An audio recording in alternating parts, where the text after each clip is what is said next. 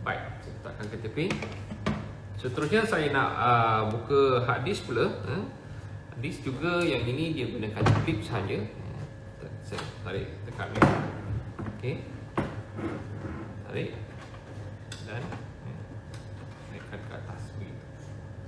Baik, ini komputer yang berjenama dia agak mudah begitulah. Kalau yang clone, hati-hati kita keluarkan. Ini adalah cakram keras ataupun hard disk. Okey. Baik, hard disk ini juga tidak gunakan skru, tapi bagi setengah komputer digunakan skru. Ada 4 skru juga yang perlu kita gunakan. Baik, saya nak keluarkan di sini.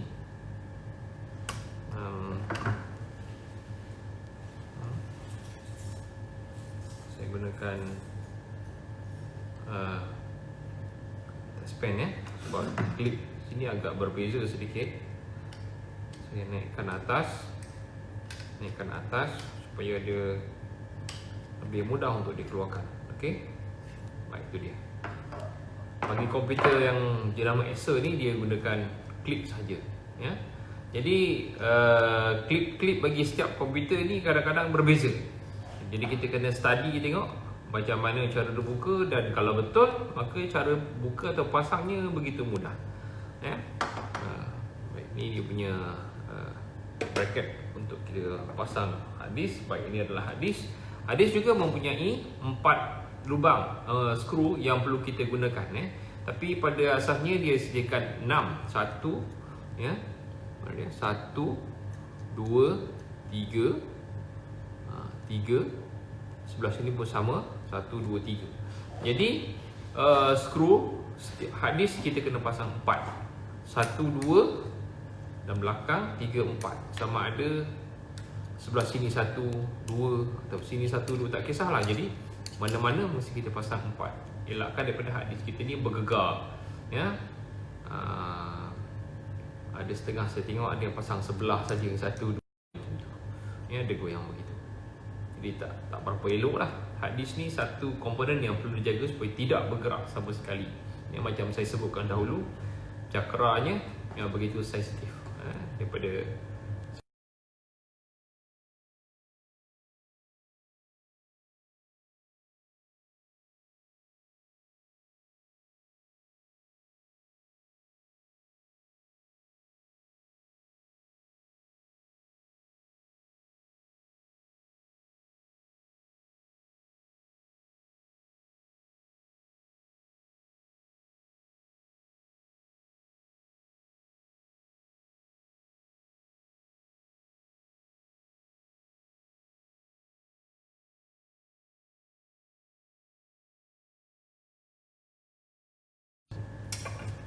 okey. Sebarang kabel yang ada kita tanggalkan dahulu lah, ya. Tapi sebelum itu, supaya kita tidak lupa, sebaik-baiknya kita catatkan kabel yang kita tanggal itu berada di mana, supaya kita pasang nanti tidak betul, elakkan daripada tidak betul lah. Okey, saya tanggalkan dahulu kabel-kabel yang ada. Okey, saya tunjuk begini lah, supaya nampak. Ini kabel ke USB. Ini juga kabel ke USB. Ini juga kepada USB. USB port yang sambung keluar. Baik, saya tanggalkan lagi kabel yang ini. Ini adalah kabel ke control panel. Panel hadapan, panel hadapan. Okey, yang ini. Sekali yang ini. Bagi komputer branded ni senang sedikit sebab dia siapkan terus dalam bentuk dia dah fix begini. Bagi yang clone ataupun komputer yang bukan clone pun mungkin juga ada lah kabelnya berasingan, satu-satu begini, jadi kena pasang satu persatu. Dan setiap kabel-kabel yang ini yang dipasang ke front panel biasanya berlabel lah. Macam ini saya tengok dia labelkan di sini, labelkan sini. Yang dituliskan di sini adalah switch, intrusion switch, Okey. Baik, dah habis. Kita buka dan kita boleh tanggalkan motherboard motherboard yang hijau. Baik, saya unscrewkan semua motherboard yang ada. Okey. Screwdriver yang kita gunakan yang panjang begini, hujungnya tak begitu tebal, tak begitu tirus, ngam-ngam untuk kita masukkan skru-skru yang kecil begini. Dan sebaik-baiknya screwdriver yang kita pilih atau kita beli adalah screwdriver yang magnetik. Jadi bila kita nak ambil senang. Kadang-kadang ada skru yang terjatuh di dalam casing, jadi kita boleh ambil dengan mudah. Carilah skru yang magnetik. Biasanya hitam lah di ujung ni, yang itu magnetnya. Baik, saya bukakan motherboard ni. Saya tanggalkan semua skru yang ada. Di atas motherboard biasanya mempunyai 6 skru ataupun lebih. Jadi sekurang-kurangnya bila kita pasang sesebuah motherboard, ada 6 skru yang kita perlu pasang.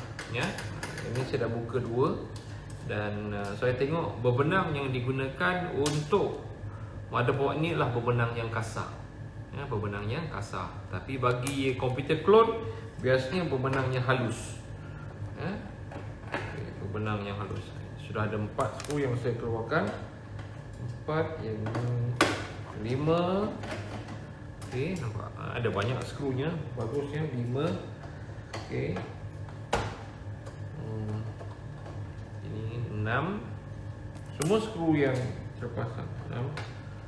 Ini 7. Ada 7 skru. Dan sekali saya ingat yang terakhir yang 8. Baik. Suka saya ingatkan, bila kita memasang atau skru di atas komponen-komponen, jangan terlalu kuat. Macam kita nak pasang ikat skru motosikal, kereta, sebab dia akan merosakkan komponen tu nanti. Benang-benang yang ada, sebab benangnya terlampau halus, maka ikat seadanya lah, tak perlu terlampau kuat. Baik, semua ke-6 skru untuk motherboard ni sudah ditanggalkan dan kita keluarkan lah. Kita peganglah mana-mana yang mudah. Longgarkan sikit mana. Okey. Dan ini dia motherboard yang sudah ditanggalkan daripada casing tadi. Baik. Ini dia. Baik, ini adalah motherboard. Tapi motherboard ni ada yang tidak sempurna lah, iaitu kalau kita lihat di sini ada hard disk. Ada processor di sini. Sepatutnya di atas processor ni ada komponen lain yang terpasang, iaitu heatsink dan juga cooling fan. Nanti saya ceritakan. Baik, ini motherboard yang telah dikeluarkan. Baik, mungkin saya boleh ulang sedikit. Ini bateri yang saya ceritakan pada minggu lepas. Bateri CMOS bateri. Dan apa fungsinya? Menyimpan segala ingatan yang kita set dalam BIOS, termasuklah password untuk BIOS yang saya ceritakan pada video yang sebelum ini. Itu kalau kita lupa passwordnya untuk BIOS, apa yang perlu kita buat dengan mudah? Kita tanggalkan bateri ini. Baik, saya nak tunjukkan. Saya nak tanggalkan bateri ini sebentar supaya kita semua boleh lihat.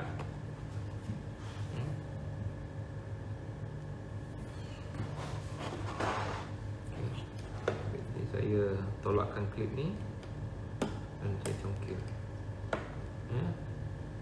So saya gunakan ini, saya congkil saja. Bateri yang digunakan biasanya standard lah, dengan seri number dia CR2032, CR2032. Kalau boleh nampak lah situ, CR2032. Itu adalah siri untuk bateri di atas motherboard. Kalau saya pernah tengok motherboard yang lain pun, inilah bateri yang kita gunakan.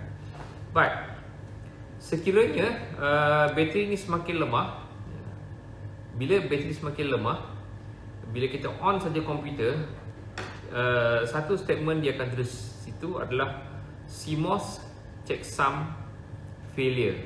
Ya, CMOS checksum failure. Jadi kalau bila kita on saja komputer, dia keluar satu paparan, dia tulis CMOS checksum failure. Biasanya bateri sudah lemah atau masalah bateri. Jadi apa perlu kita buat? Kita ambil bateri yang baru, kita pasang. Ya, mudah-mudahan masalah itu selesai. Ya, dia tidak melibatkan masalah yang besar sangatlah, tapi kadang-kadang kita tak seronok bila keluar CMOS checksum failure, tiba-tiba ada statement begitu. Ya. Selama ni tak pernah ada, tiba-tiba ada. Okey, saya pasangkan balik bateri di atas motherboard. Okey. Pastikan bahagian yang berlabel itu di bahagian atas, iaitu positif di bahagian atas.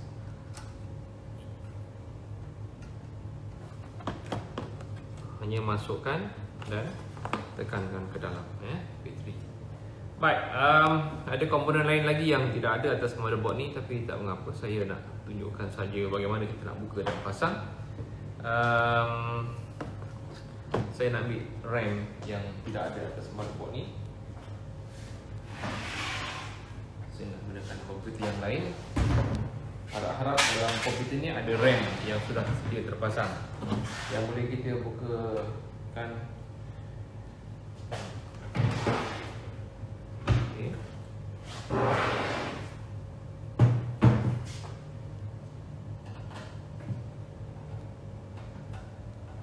Dalam fisik ni dia skru yang digunakan untuk pola.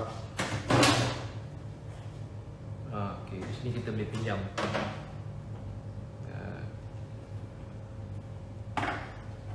Okey. Ni RAM yang saya ambil di sini, saya nak pinjamkan di sini. Yang saya masukkan dengan heatsink dan juga cooling fan tadi adalah yang ini ya. Okey.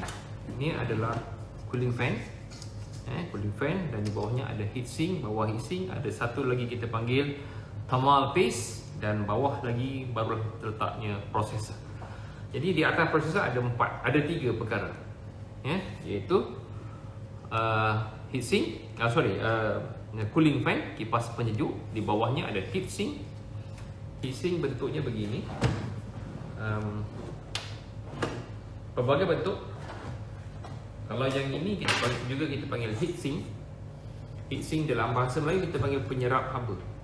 Heat sink, penyerap haba. Yang ini dalam bentuk besi-besi macam ni.